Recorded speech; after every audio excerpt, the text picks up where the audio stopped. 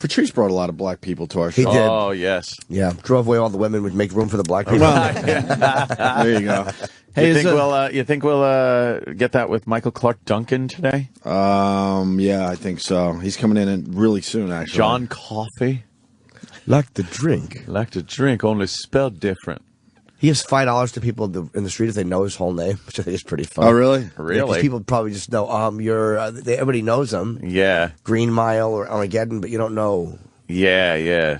Well, after Armageddon, he did that movie. He's he's kind of big, isn't he? He's very big. No, I'm just trying to prepare for the interview. Actually, so after Armageddon, there was that that time you. Green Mile, though, Let me he stood on a see, box or something. Yeah. Yeah, he's not that tall, obviously. Yeah, we should bring up the time we sat right next to him at WrestleMania. That was WrestleMania, and he where got the fuck were we? Sacramento? I think we were in Anaheim. Oh, Anaheim, right. And he got into some little smack there with, who was it? I don't know. Sam should know. I have Pull no out one of your idea. fucking DVDs, you freak. But the best part about that was the time I realized, holy shit, he's not as tall as he was in Green Mile. He was standing on some kind of box. And then I guess it came out that they redesigned the hallway, so he was a lot higher when he was walking down the hallway and stuff. Yeah, they did some of that movie magic. A lot of movie magic to make him look really, really tall and big. He was also in Tim Burton's version of Planet of the Apes. Oh, right. He was in Daredevil. Sin City. General. I just saw Sin City for the first time. I forgot he was in that. That's pretty good. Yeah, Yeah, I like it's a that weird movie. Yeah. Talladega Nights. He's done a lot of movies, actually. Talladega Nights. That was a cameo. Oh, okay. Yeah. No, I'm just saying, because I don't remember him in Talladega Nights. All right, Did you like Talladega Nights? I had some laughs. There are some laughs. I had some chuckles. He's done Take a it for what it's shitload of worth. movies. Yeah, let's do this. Michael Clarke Duncan has entered the studio. Opie, Anthony. How you doing, sir? We Man, you're a big guy. Jesus Christ. yeah, he is. We briefly met many years ago at WrestleMania. Oh, man, that's right. Back in Anaheim years Love ago. WrestleMania. Oh, a long Vince time ago, man. McMahon used to take care of us. He gave us the nice VIP treatment to Yeah. WrestleMania, and where was it again? At Anaheim. Anaheim. And you were pretty much sitting in the same area as we were, but you got involved with the action. Yeah. Yeah, just a little bit. And we're trying to remember who you were involved with. What was the storyline? Was it Undertaker?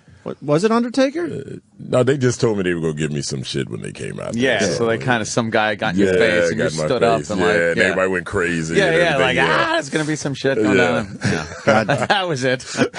That's good that was the extent of your wrestling thing. I Because, don't want to do that. Those guys are good. God damn that voice. Way more athletic. That's a nice Yeah, voice. You do a lot of voiceover work?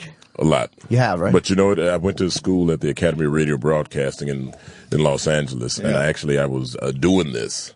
Really? And an audition for Armageddon came up, and Got I to left. take that one. Yeah, I took that Man. one, but this was my first love. That little movie. That just one little Yeah. audition, you know. We're just the opposite. We do this because we failed at everything else. And you're forced to do it. Forced to. Gotta pay rent. Now, you guys look relaxed up here. Yeah, New you know. Yorkers have a different attitude. Yeah. It's more of a real attitude. You know, I was in the store last night, and a dude just walked past me, just said, respect. And I was like, "Dad, that's cool." It's not like in L.A., man. You know, nobody says just respect. Right. And you know what he meant. And it's just a different mentality up here with New York. Yeah. Because, see, I'm cold.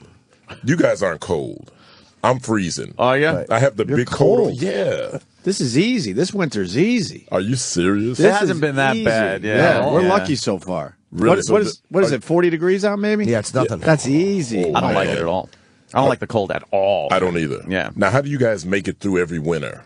The bad ones, it's just you just got to suck it up and go outside, and it's So you miserable. don't, you know what you have to do, and you just You just huddle deal. over your steering wheel while you drive. Yeah. For some reason, when your nose is against the windshield, that's supposed to keep you warmer when you're driving until you heat up. But you know how you deal with it? I lived in Buffalo for 3 years. Oh, well, that was So worse. you go and live somewhere else where it's worse, and then you come back to this, and now it's It's easy. easy. We used to Where have from? single I'm digits from up there. Chicago, but Oh, so you know. What are you talking about? I've been in LA for 15 years. okay. It's a big difference. But now. you have to remember those Chicago winters. Chicago's do. got to be way worse than Terrible. even Buffalo. You know what the thing was? When I was trying to decide what kind of career I wanted, I said, it's only 2 places to go, New York and L.A. And 15 years ago, I was homeless, and I said, well, I'm not going to no place cold anymore. And I went to the West Coast, man. Good choice, man. Well, for me it was. Wait, did you say homeless in there?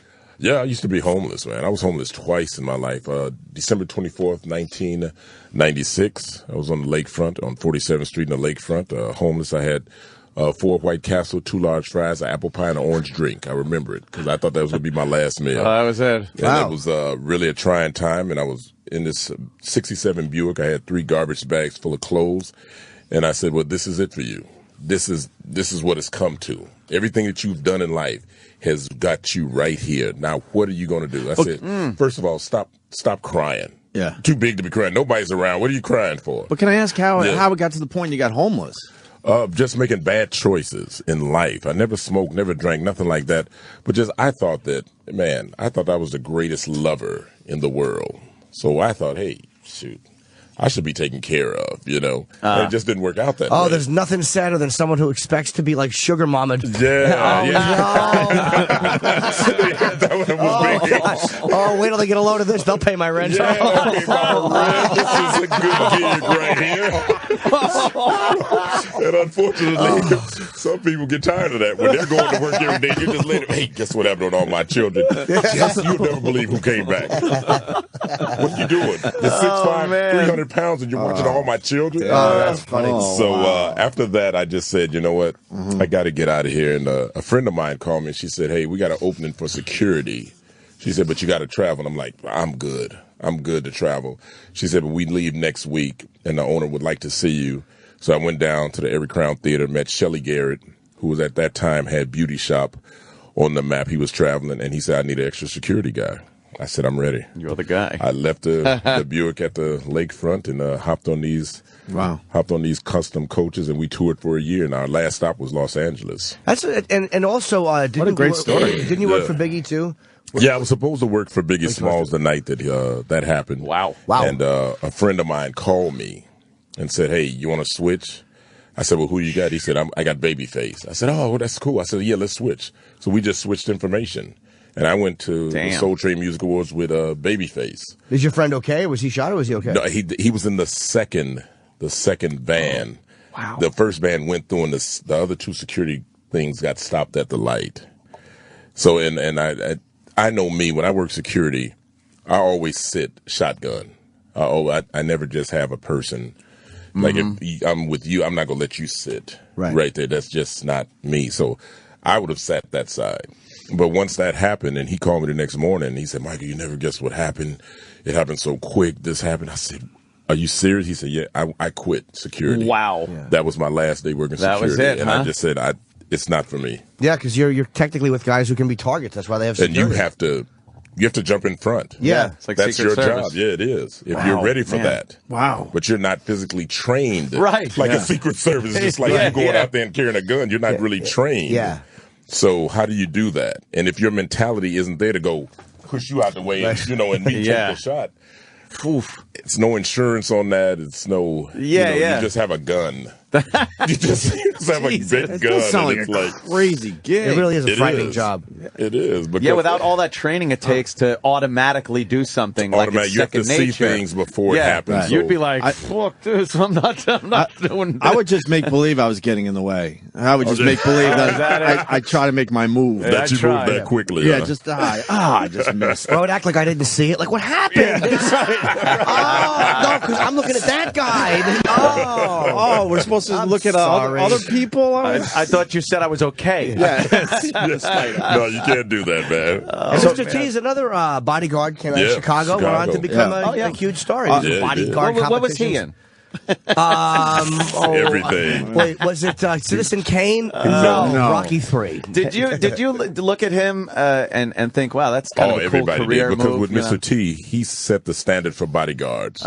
He set the standard for bouncers. Remember, they used to have the old bouncer competition where they had to throw a midget and break through the door. And they only had it one time, but that was the first reality thing. It was like on the Wide World of Sports. Yeah, or something. was. And Mr. T came out with the tuxedo, but he had the arms cut out. Yeah. I forgot that. He's got a tuxedo with the arms up. God, nobody thought of that. And for him to be on there with the mohawk and the jewelry. Badass. He worked at Dingbats on the north side, and everybody went up there to Dingbats just to look at Mr. T. Really? Just to look at this unusual character. Right. We did bodyguard work, but nobody thought to cut the sleeves off and wear a ton of jewelry. God was an innovator. Yeah, we were all looked the same. We were cookie cutters, but Mr. T was this big mansion, and next thing you know, he's gone to Hollywood. We're like, that's T, that's T. So it was. Oh man, it was a big thing. He went to Dunbar High School. He went to school actually with my sister. Yeah, yeah, and she used to talk about that he was one of the best football players to come out of Dunbar High School in Chicago. So is he a big guy like you? I've never seen him. He's not as tall as me, but he's physically imposing. I just anything Mr. T does, I like him. I remember when I first got to Los Angeles, I was on the bus going somewhere. I think I was going to get some. I had the nerve to go get aid.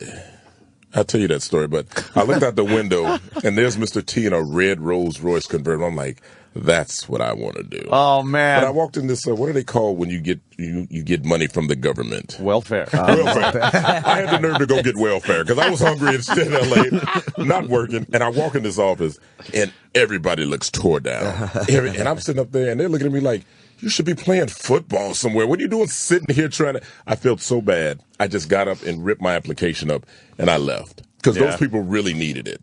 I didn't really need it. At that time, I was just lazy. And at the end, seeing Mr. T on the way there. And I said, I got to do something else, so here I am. Nice car. And what was the first thing that got you like, wow, I think I'm getting a good foothold in here? You know, it was being on the set of like Jamie Foxx, LL Cool J, working with Martin Lawrence, being security, and seeing how these guys were working living single with Queen Latifah, who was so much fun to work with. I mean, you don't know.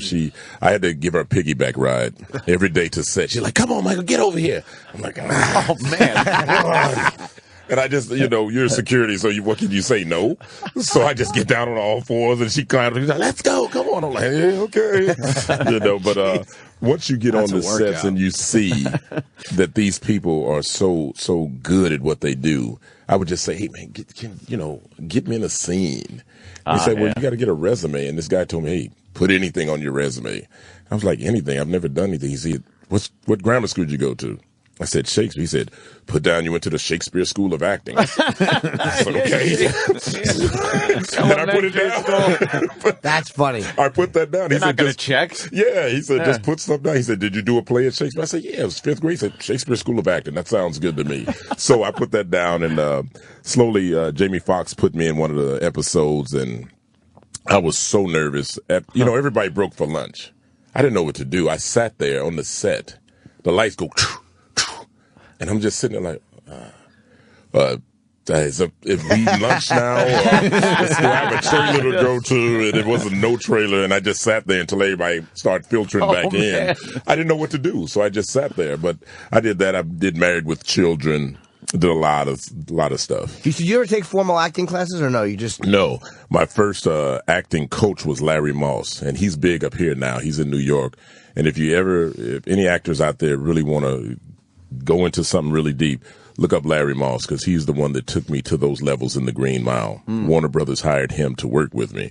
And I just got to doing Armageddon, so I thought I was an actor. I mean, you can't tell me I don't know how to act. Yeah. So I walked in Larry Moss's office. He lived in Santa Monica, and I'm like, who's this guy? He looks weird to me. And I read the first couple of lines from Green Mile, and he said, hey, that's okay. He said, you don't have it.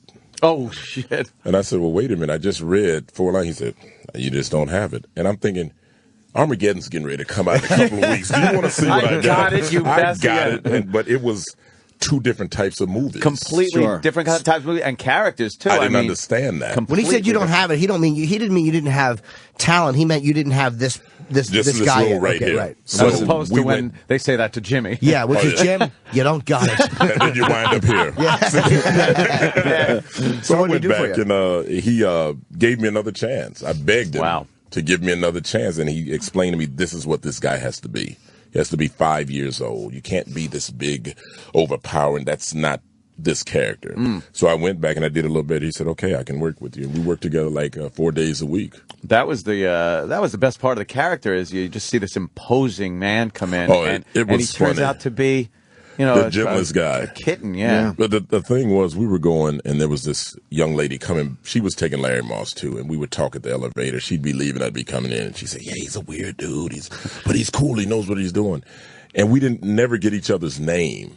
And finally, I'm at the Show West award show, and the girl says, Michael, and I say, what's your name? She's like, I'm Hillary Swank. We work with Larry Moss. It was Hillary Swank. She was going for Boys Don't Cry, in which that year she won every award. Mm-hmm. So Larry Moss is a legend. Wow. Oh, wow. Okay. Now I know who I can look up and I can blame when I don't get something. Larry Moss. And the show, so, I only saw part of it because the link I had was, they gave us links. Right. And there was a problem with the link. So it was like the first, I think, 20 minutes, and it's called The Finder. Yes. And it's a 1 hour procedure. Yes. What's a procedural?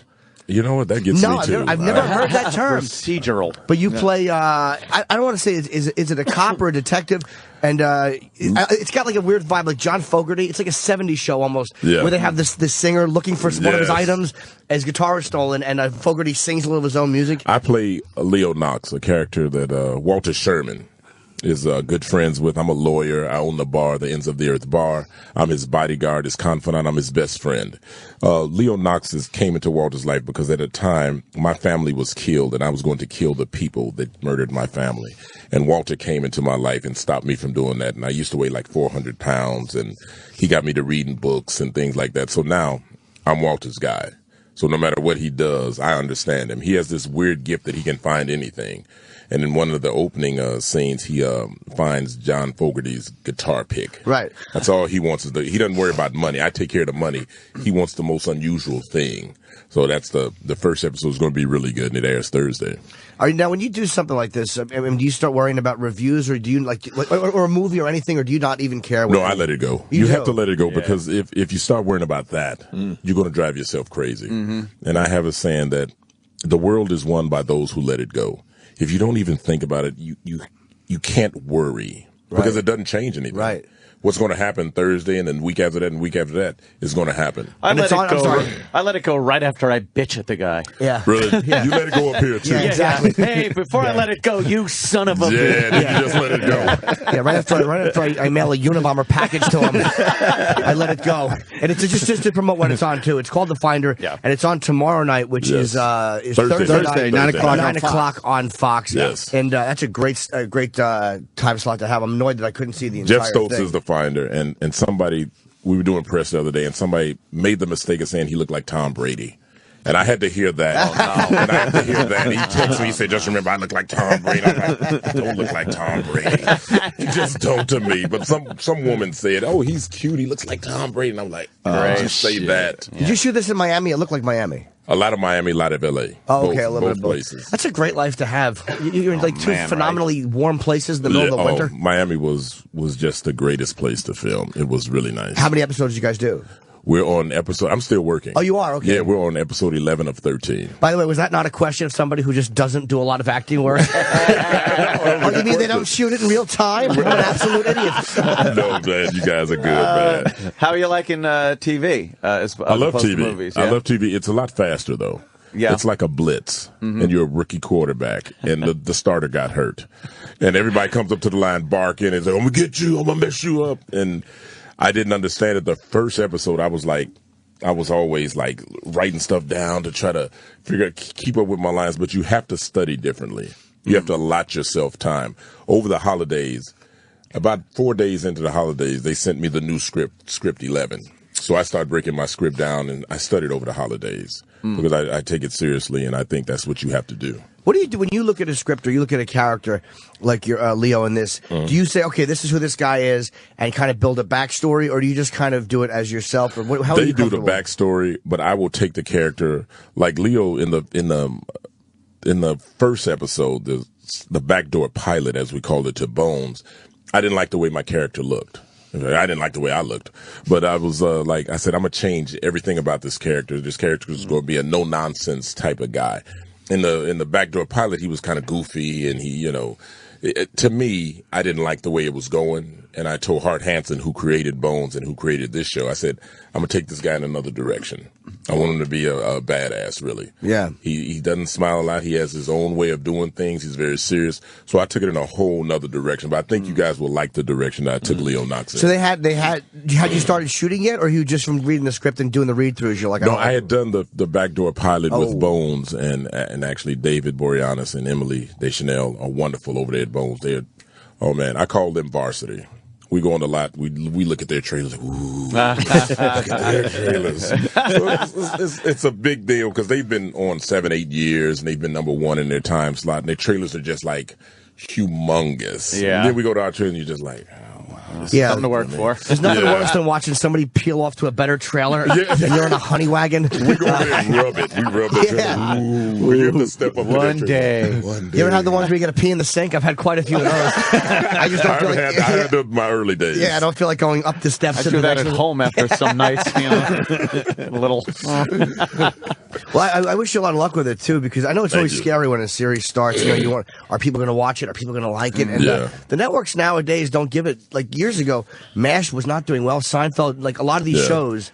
that turned out to be these amazing shows. They judge shows a little bit too quickly now. They do, because there's so many out there, and there's so many things that have been written that are just waiting to take your place. It's right. You guys could be on the hot seat. Somebody's out there waiting to, You just got to stay on top. You know what I like about TV shows, though, especially ones that go a few seasons, is the character development that you don't get with a movie, because the movie is pretty much not done chronologically. Right. Sometimes a character in the first season will be completely different from the second season, third season. They kind of grow with the show, and that's I've always liked that, as opposed to movies where you get the character at the beginning of the movie the same as at the end. I think when I looked at it, I wanted to do like 24. You guys remember 24? Sure, yeah. I wanted to shoot people in the head. And they were like, Hart was like, "No, it's not that type of show." I said, "Well, just let me, let me shoot one somebody, get some information out of them, and just." Do that. That's what I wanted to do. And they said, "No, it's really not that type of show." I said, "But can I just have a gun? Can I just point and say, give me that information?" I just want to do that one time. That's all I want to do. Just want to be cool. I just want to be cool like Jack Bauer was. And I told somebody, I said, well, I went to meet the directors and the producers over at 24. They were thinking about casting me. So I said, okay, be cool. Don't get excited, because I can get amped up. So I'm over there and they're showing me CTU, and I'm like, oh, man, this is cool. And on this, this is where so-and-so got killed. This is where they let the anthrax go. And I'm like, this is really cool. And so we're getting ready to leave, and a van pulls up, and out jumps Keith or Sutherland. Well, I'm seeing Jack Bauer. And I'm thinking, that's a white van. That's how they always come out. And I rush up to him like, hey, how you doing? My name's Michael Clarke, Duncan. Hey, you remember when you shot Roger Cross? Roger Cross is a friend of mine. For 30 seconds on the inside, I'm like, Michael, dial it down. I couldn't. I went through every episode, every scene. Man. Do you remember when the president got shot? I thought that was the best. I thought you were going to kill that guy. And I'm going, and he's like, okay. He must have been to get security. You never saw me again. There's our promo up there. Oh, wow, they're running here. Wow, look at that. You don't have to be here. Yeah, you just... Oh, yeah, I know these people. Yeah, that's my boy Jeff Stoltz. The Finder. There it is. Tomorrow night, 9 o'clock on Fox. At least they're going to promote it right. Oh, it's hell nice. yeah. So now I've gotten a lot cooler when I meet celebrities. I don't. Yeah, but I like the fact you're not that jaded, though. It's like I'll stay the same. The same. I don't want to ever get like jaded or think I'm real cool or, you don't touch me. They have a joke on set. They said, Michael, by season 2, you'll be telling people don't look at you. And that's why I tell people, did you eyeball me? Out of here. I want him out. He just looked at me. So that's my joke on set. I've heard guys are like that, too. There are some guys they don't want you looking at them. They don't want you, speaking to them. Yeah. They don't want the background people. I go to speak to all the background players because they help me. I did background once. Do you think the humble beginnings and going through a point in life where you were homeless, that stays with you, doesn't it? Yeah, it stays with you. And you never take it to where you don't think it can't happen again. Right. You got that constant little thing over your head going in the back of your mind. Everything, you could lose everything in an instant. Yeah. So you should be kind to people regardless. No, but it's nice to remember where you came from. And you come from it's almost like, hey, if life was fair, would I be doing this? Right. I don't need to philosophize for you. So that was my acting. I'm pretending I'm him. This is what I would say. You guys are nice. You guys are cool. Yeah, we try to be. We've been run through the mill. That's why. We remember. I got to ask something. Yeah, go ahead. Are we allowed to mention... Oh, my baby back there? Omarosa? Oh man, that's my girl. Are you guys? That's my girl, man. That's Omarosa girl. from The Apprentice. Yeah, she's the new. I'm a big fucking fan. She's the new editor of the West Coast magazine Reality TV. Really? So she has a lot of meetings up here, and actually she came in a couple of days earlier to do her press. But yeah, she takes care of me. Man. We knew she was going to be here. We'd have rigged the ceiling tile to fall or something. Okay, watch it. Do not do that. That's my baby. That's my girlfriend. I hear you, but damn, that was hilarious. Do you know how great it would be if he just picked you up and threw you through the window? Right through the window. I just keep staring at Omarosa. No, she's beautiful, she's man. Beautiful. She is gorgeous. Beautiful on TV, but I got to say, even more beautiful in real life. We got up this morning. She met me here, and it's just a rolled joy. out of bed, right? It's a joy to have somebody. That's how you look when you roll out of bed. To have somebody that understands what you do. Yeah. You know, and people get the misconception that, I told her, I said, babe, you built up a certain image that people can't forget easily. It's just like nobody forgets the Green Mile. That's what I'll always be known for. It doesn't make a difference what else I do. Nothing wrong with that, right? There's nothing wrong with that. So a lot of people don't know how kind she is, how sweet she is. She cooks for me. Oh, man, I can't tell you what this woman has done for my life. You're embarrassing her. I know. I like to do that. She gets nervous when I start talking about it. You should turn around because she's giving you looks like... It's my baby, man. I didn't see the show. Did you come off? I did not see that. You didn't see Omarosa? That was like the time when it was Those kind of the clips biggest. Yeah, that was the biggest season I think ever. I'm very wrapped up in my own loneliness. I just didn't see it. She didn't take anyone's shit. Oh, you were harsh. Oh yeah, she was. No, she is. She can be that way, but she's very sweet. But very sweet. What season was that? God damn, it was early on.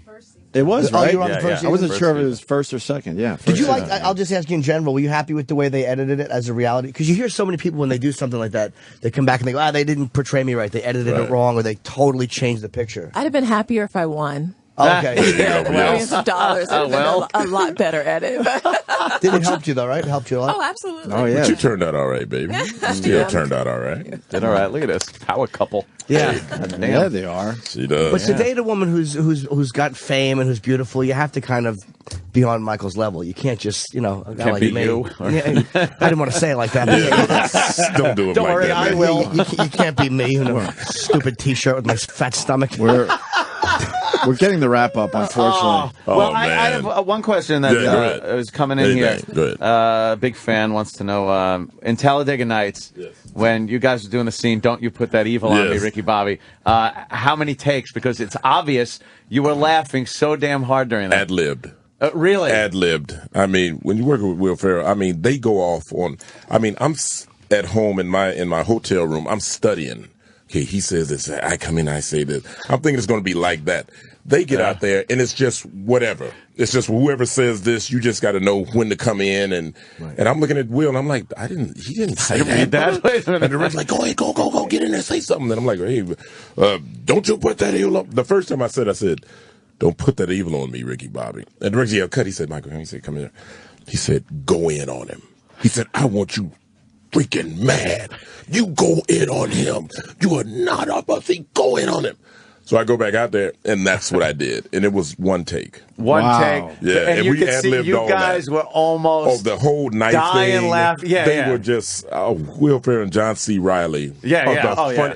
And man, Sacha Baron Cohen. You get those four together, it's hard to do a scene and not laugh. It's fun. It is funny, man. Yeah, that's off camera when Will Ferrell was running around in his underwear. Yeah, he did it off camera. Yeah, and he was just running. He had these dirty underwear, and we're like, you can't help but to laugh. He is a funny guy. Yeah, he's funny in everything he does. Everything, man. Even bad movies. You're not gonna have all of them. No, but I mean, it's fair enough. He's funny, man. He knows what to do. But not every movie you're in is going to be great. Right. No, it's not. But even the ones that are so-so, he's hilarious. He is. Always has been. That's all I'm trying to say. I'm not trying to kill the guy. I love Will Ferrell. He's good. We've had John C. Reilly, and he's amazing. He's funny from Chicago. Oh, yeah. Is he a Chicago guy? Yeah. I love him in Boogie Nights.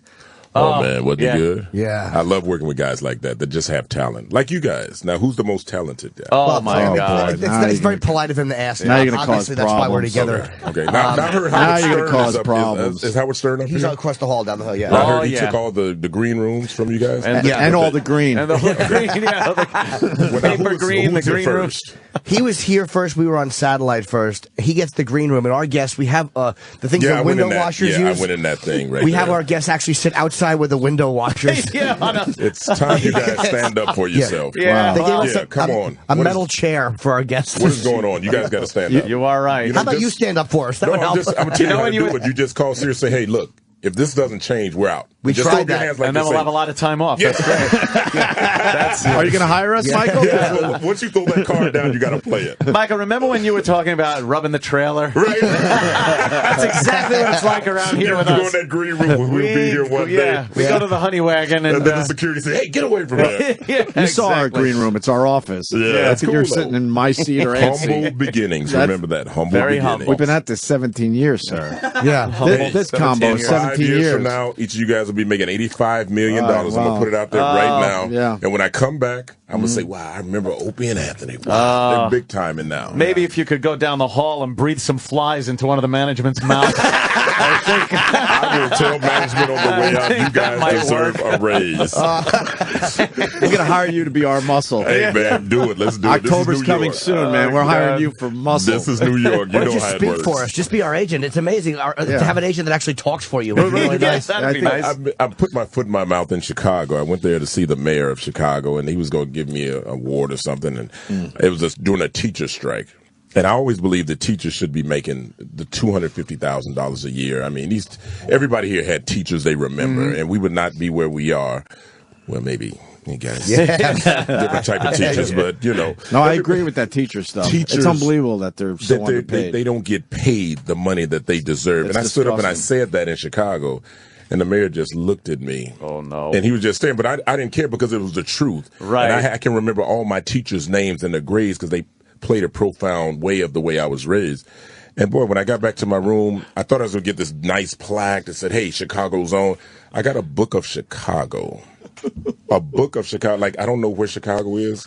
It's like me giving you a guide to New York. Right, yeah. This is your guide. And you're like, that's all I got. So you think he was a little upset with your? Maybe that's been a big political Maybe. thing. of his. Just a little bit. He had probably just cut the budget for the Yeah. teachers or something. I thought just you were think- jabbing 'em. I just think Yeah. teachers deserve a lot more than what Hey, they get paid, man. just To go speaking into the those truth. classrooms with some bad kids sometimes, Yeah. I couldn't do it because I'd roll a coffin in. Whoever cries, whoever curses, go lay in the coffin for 15 minutes. This is going to be your life if you don't listen to me. That's the way I do it. Bravo. With that, we got to get you out of Yeah, here. right. The You gotta Finder Pretty is man today. tomorrow night at 9 o'clock on Fox. Watch it. Yeah, we're going to check it Absolutely. out. I liked what I saw of it. I just need a better link, which Yeah, we- Come on, man. Step up. Step and we up, like this baby. Michael Clarke Duncan. You got to come back and Yeah. see us. Anytime for you guys. And Thank you, Omarosa, man. what do we got? Twitter or you promoting something? anything. Yeah, Michael's on Twitter, official MCD. Ooh, He's listen tweeting. to that voice, man.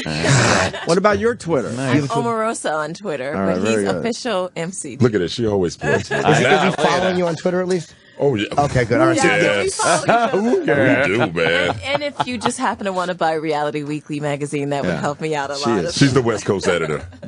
She's sexy. Oh, man. Holy Oh, shit. man. Can you just don't. That's another my time. God. I will save that for another time. Sorry. But Oh, I my appreciate you God. guys, man. I All really right. do, man. Very cool, man. All right, we'll check out the Finder Finder, tomorrow night, yes. 9 o'clock on Fox. Thank you, Thank you, Michael. New York. Yeah, he was great. Michael Clarke Duncan was really great. Love the was. Michael Clarke Duncan. What an amazing voice for radio, right? Holy shit. I've been told I have a face for radio. Huh? That old gag. I wanted to ask him, why was that mile green with envy? Green Mile. See? Get it? I don't think that would have went over very well. He would have cracked up, but he was jealous. Put me in his next movie or something. No. would've been- Wasn't going to happen. I would have been Chip Tea. John Coffey and Chip Tea. We would have been beverages on a cart together. Right, we get it. Oh, shit. Whoa. Yeah.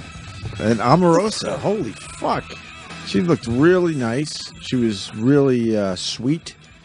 I didn't know who she was. She was really intense on TV. She was, dare I say, a bitch on TV. Oh, Beautiful, man. Wow. Yeah, she's fucking Is she beautiful. tall? Yeah. She's big, right? Because he needs a... Not big, tall. No, I don't mean fat. She's beautiful. I mean, just she's a tall girl. Yeah, she is. Wow. What a... I thought I didn't recognize her. I thought she was a publicist. I'm like, what a knockout. No, then she was on Get Me the Hell Out of Here, right? Or one of those other ones. One of the spin... What? Yeah, she was on... She's been on a few. She was on The Apprentice. And she was also on Celebrity Apprentice. Because then she was a celebrity. Right. And then... But wasn't she on, like... I'm a Celebrity Get Me the Hell Out of Here or something like that? Yeah, one of those something, shows. Yeah. Yeah, she's been around, man.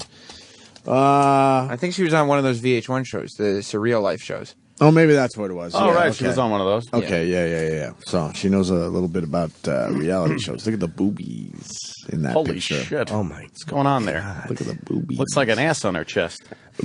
Wow. She's beautiful. Yeah. Pretty smile. Oh.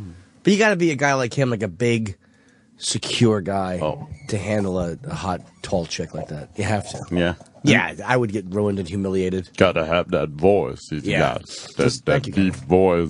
Was he taller than you, Kenny? Yeah, I didn't notice. Why didn't you notice? I was busy doing my security duties. What's wrong But with he might have been the threat. That's not nice to say. What is he doing? I think he is bigger than Kenny, though. You think he's taller? Yeah, I think he was like 6'5". Kenny's about 6'5". Kenny is 6'1" if he's pushing. I'm 5'11". I'm almost as tall as Kenny.